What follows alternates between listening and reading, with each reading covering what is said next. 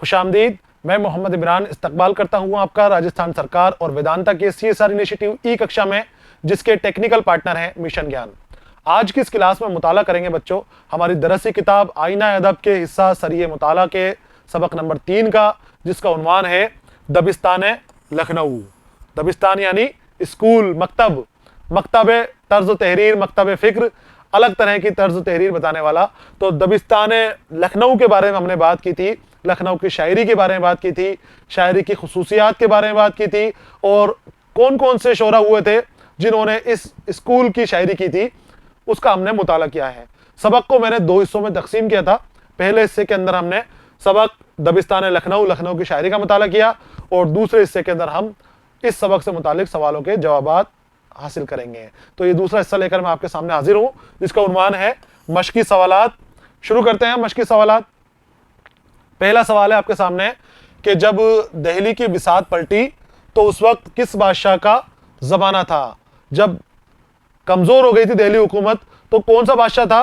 तो उस बादशाह का नाम थे, मुगल बादशाह था, शाह आलम इसका नाम था, मुगल बादशाह का। लिख लेना है आपको इसका जवाब।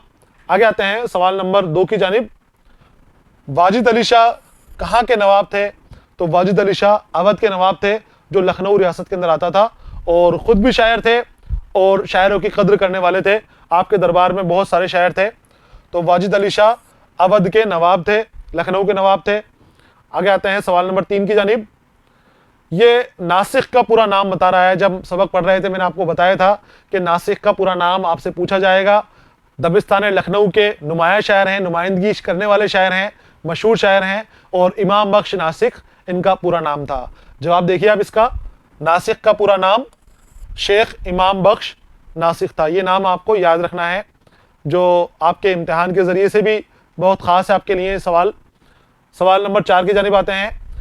ये कहता है कि दबिस्तान लखनऊ का बाकायदा आगाज़ किन शोरा के ज़माने से होता है? अलग अलग दौर के अंदर लखनऊ के अंदर अलग अलग शोरा हुए, लेकिन जहाँ से दबिस्तान लखनऊ नुमाया होने लग गया, उसकी हकीकतें आया हो गई, बाहर नमूदार हो गया, वो कौन से शोरा थे? तो वो शोरा थे आतिश और मुसफ़ी। इनके ज़माने से, आतिश और मुसफ़ी के ज़माने से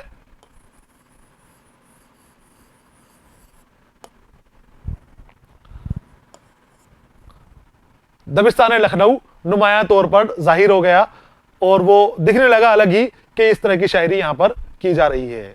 आगे आते हैं सवाल नंबर 5 की जानिब। लखनऊ में इस्लाह ज़ुबान के लिए किन शोरा के नाम आते हैं? ज़बान की इस्लाह के लिए किसने काम किया? तो इमाम बख्श नासिख जो सबसे बड़ा नाम है जिन्होंने ज़बान की इस्लाह के लिए काम किया था, शेख इमाम बख्श नासिख, और उनके शागिर्दों अली औसत, रश्क, बहर, वज़ीर, मुनीर, बर्क वगैरह का नाम आता है, इनके नाम लिए जाते हैं। इमाम बख्श नासिख और उनके जो शागिर्द थे, इन्होंने लखनऊ के अंदर ज़ुबान की इस्लाह के काम किए, नए ज़वाबित बनाए, नए उसूल बनाए, नए क़वाइद के मुताबिक इन लोगों ने शायरी की थी। आगे आते हैं सवाल नंबर 6 की जानिब। नासिख के 2 शागिर्दों के नाम बताइए। इमाम बख्श नासिख के शागिर्दों के नाम बताइए। मैंने आपको बताया, आपको याद रखना है, इमाम बख्श नासिख दबिस्तान लखनऊ में आपके लिए बहुत अहम है। लगातार तीसरा सवाल इमाम बख्श नासिख के हवाले से पूछा जा चुका है। ये तो नासिख के बारे में आपको जिन मालूमात हमारे दे रखी है, और मुख्तसर ही, ज़्यादा नहीं है, अगर आप उसको याद करोगे तो आपको याद हो जाएगी। शागिर्दों के नाम, इमाम बख्श नासिख का कारनामा, और इमाम बख्श नासिख किस तरह की शायरी करते थे, वो आपको ध्यान में रखना है। तो छठा सवाल पूछता है शागिर्दों के नाम। शागिर्दों के नाम है अली औसत, रश्क, बहर, वज़ीर, मुनीर, बर्क। जो शायर थे, जो शागिर्द थे इनके शायर, उनका मैंने नाम यहाँ पर शामिल कर लिया है। आपको 2 लिखने हैं, तो ये चारों लिख लें तो बेहतर होगा कि आपको फिर याद करने के लिए अंदर आसानी रहेगी। इम्तिहानों के वक्त जितने पूछे जाएं उतने आप इसके अंदर से लिख दें। आते हैं सवाल नंबर 7 की जानिब। दबिस्तान लखनऊ की शेरी खिदमात पर तबसरा कीजिए। तबसरा करना यानी रिव्यू करना, उसमें देखना कि किस तरह की उन्होंने खिदमात को अंजाम दिया है। तबसरा करना भी बच्चों एक फ़न है, उस फ़न के मुताबिक ही आपको तबसरा करना है। तो तबसरे के माने होते हैं रिव्यू के, उसकी जांच परख करना, उसकी तहकीकात करना کہ کس انداز میں کس طرح کے وہاں پر قیام ہوئے ہیں، کسی کتاب کے اوپر، کسی چیز کے اوپر، دبستان کے اوپر تبصرہ کیا جاتا ہے۔ تو دبستان لکھنؤ کی شعری خدمات کا ہمیں تبصرہ کرنا ہے۔ تو دیکھیے اردو کے دبستانوں میں دبستان لکھنؤ کی شاعرانہ خدمات بہت اہمیت رکھتی ہے۔ دراصل لکھنؤ میں دہلی کے مقابلے بہت امن و سکون تھا اور لکھنؤ کے نوابوں نے شاعروں کی خوب حوصلہ افزائی اور سرپرستی کی تھی۔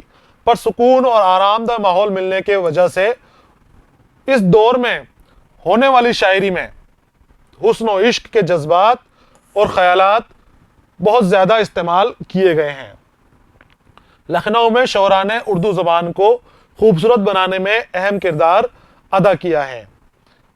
تبصرے کے اندر جو چیز آپ کو نظر آتی ہے وہی آپ کو لکھنی ہے کہ آپ کو کیا پتہ چل رہا ہے، کس طرح کی خدمات انہوں نے انجام دی ہے۔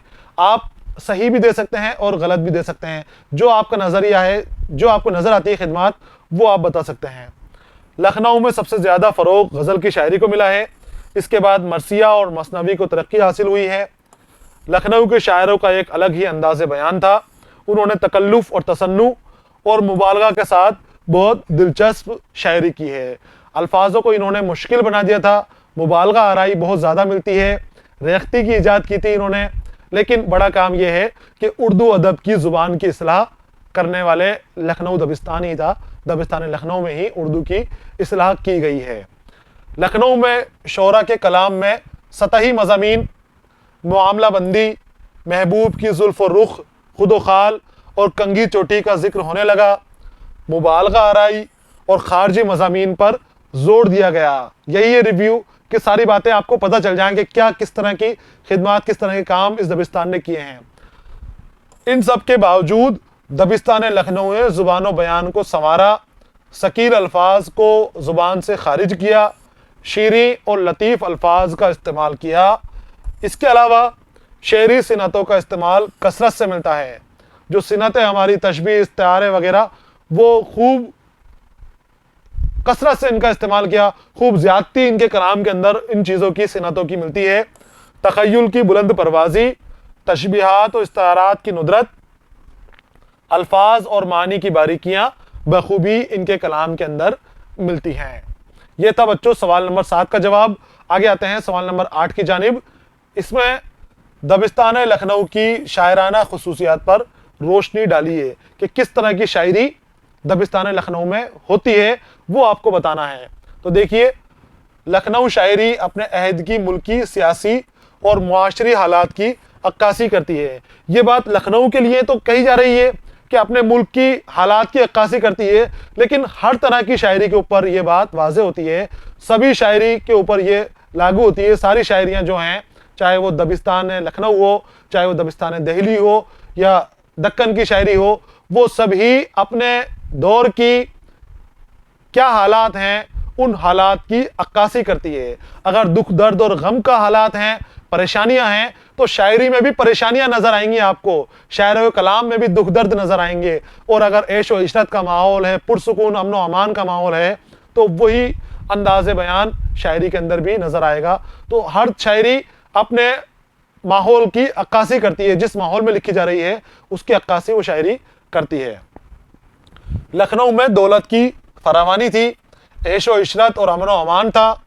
لکھنؤ کی عیش و عشرت کی زندگی، بے فکری اور دولت کی فراوانی شعر و ادب کو بھی متاثر کیا، یعنی کہ وہاں کا جو امن و امان تھا، سکون تھا، غزل گوئی کو، ادب کو، شعر کو متاثر کیا، اور اسی طرح کے انداز میں، اسی انداز میں، عیش و عشرت کے انداز میں شاعری کی جانے لگی۔ اس لیے لکھنوی شعراء کے کلام میں سطحی مضامین، معاملہ بندی، محبوب کی زلفوں، رخوں، خد و خال اور کنگھی چوٹی کا ذکر ہونے لگا۔ جب عیش و عشرت کی شاعری ہو رہی ہے تو وہ حاکم کو خوش کرنے کے لیے شاعری ہو رہی ہے، تو اس شاعری کے اندر فکر و تخیل نہیں ملے گا آپ کو، جذبات اس طرح کے ملیں گے کہ وہ حاکم کو خوش کرنے کے اندر ہی لگے رہتے ہیں، چاہے اس میں کیسی ہی باتیں ہو رہی ہیں، وہ دیکھتے ہیں کہ جیسا حاکم ہے اسی طرح کی شاعری اس وقت شعراء کرنا شروع کر دیتے ہیں۔ مبالغہ آرائی، بات کو بڑا چڑھا کر بولنا اور خارجی مضامین پر زور دیا جاتا ہے، نسوانیت کا غلبہ رہا، عورت پن کا غلبہ رہا، ریختی کی ایجاد ہوئی، تصنع اور بناوٹ اور خارجیت کا دور دورہ رہا، اور नौजवान शोरा के कलाम में नई फिक्र, नया असलीब, नया लब्बो लहजा, नए मुहावरे, नई बंदिशें और तरकीबें सामने आई। ये सब वहाँ की तमद्दनी और खुशहाली के ज़ेर असर मंजर आम पर आई। अलग अलग तरह की बंदिशें, अलग अलग तरह की वहाँ पर शायरियाँ वजूद में आने लगी। इन सब के बावजूद दबिस्तान लखनऊ ने ज़बान बयान को संवारा, सकील अल्फाज को ज़बान से खारिज किया, शीरी और लतीफ़ अल्फाज का इस्तेमाल किया। इसके अलावा शेरी सिनतों का इस्तेमाल कसरत से मिलता है। तख़य्युल की बुलंद परवाज़ी, तशबीहात और इस्तरात की नुदरत, अल्फाज और मानी की बारीकियाँ बखूबी लखनऊ की शायरी के अंदर नज़र आती हैं। ये था बच्चों लखनऊ की शायरी से मुतालिक, दबिस्तान लखनऊ से मुतालिक सवाल नंबर 8 का जवाब। इसी के साथ हमारे सवालात मुकम्मल हो गए हैं। सारे सवालों के हमने जवाब यहाँ पर हासिल किए हैं। आपको सभी सवालों के जवाब अपनी नोटबुक के अंदर लिखना है, पढ़ना है, समझना है उसको, और इम्तिहान में पूछा जाए तो बआसानी उसके जवाब भी आपको लिखने हैं, पूरे जवाब आपको लिखने हैं। यहाँ पर ये सबक मुकम्मल हो गया है। अगले सबक के साथ मैं फिर आपके सामने हाजिर रहूँगा। तब तक के लिए इजाज़त दीजिए। पढ़ते रहिए, खुश रहिए। अलविदा।